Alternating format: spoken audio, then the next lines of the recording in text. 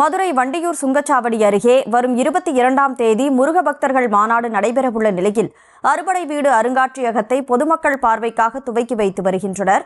இதுகுறித்த கூடுதல் விவரங்களோடு செய்தியாளர் நவநீத கிருஷ்ணன் இணைப்பில் இருக்கிறார். நவநீத கிருஷ்ணன், வணக்கம். மக்களுடைய வருகைக்காக இது திறந்து வைக்கப்பட்டிருக்கு. என்னென்ன ஏற்பாடுகள் அங்கு செய்யப்பட்டிருக்கு? முழு விவரம். தமிழ் கடவுள் முருகப்பெருமானுடைய பெயரில் வைத்து பார்த்தோமேனால் முருக பக்தர்கள் மாநாடு மதுரை வண்டியூர் பகுதியில் இருக்கக்கூடிய சுங்கச்சாவடி அருகில் சுமார் 20 ஏக்கர் பரப்பளவிலே வரும் 22ஆம் தேதி நடைபெற உள்ளது.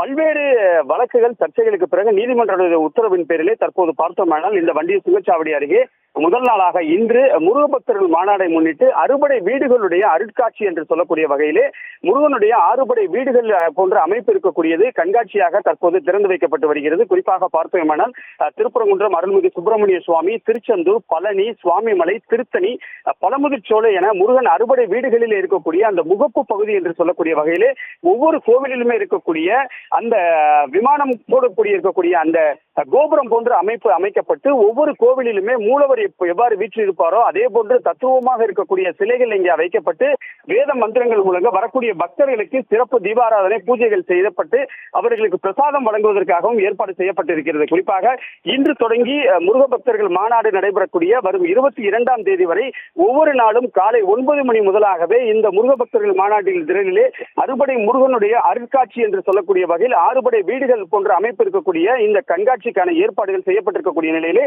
தற்போது அதை மக்கள் மற்றும் பொதுமக்கள் வந்து காணும் வகையிலே தற்போது அதற்கான திறப்பு விழாவில் நடந்து கொண்டிருக்கிறது.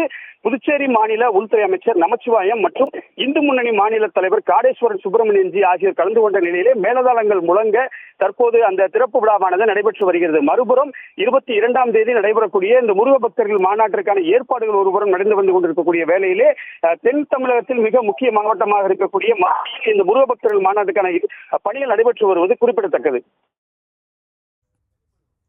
முழு விவரங்களை வழங்கியதற்கு நன்றி நவநீத கிருஷ்ணன்.